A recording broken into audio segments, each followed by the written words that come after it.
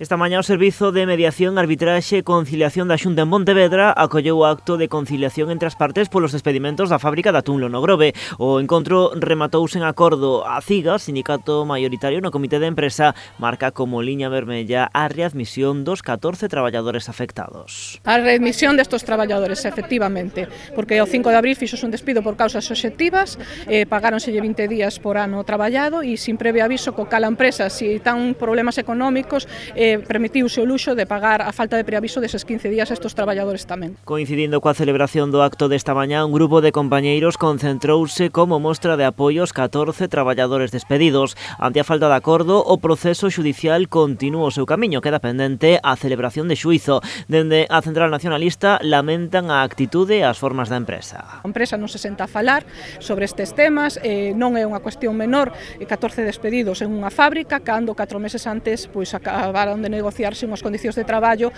para establecer unha dinámica activa e de futuro nesta fábrica. Na CIGA xa avanzan que continuarán coas súas movilizacións, insistindo en que a única solución é a readmisión. Continuaremos con máis movilización se cabe para facer público esta situación. O vindeiro luns 30 de maio terá lugar a seguinte concentración, será diante da Casa do Concello do Grove. Ao mesmo tempo solicitará unha reunión con todos os grupos políticos municipais por ser Atunlo unha das empresas máis importantes do sector conserveiro na localidade Meca.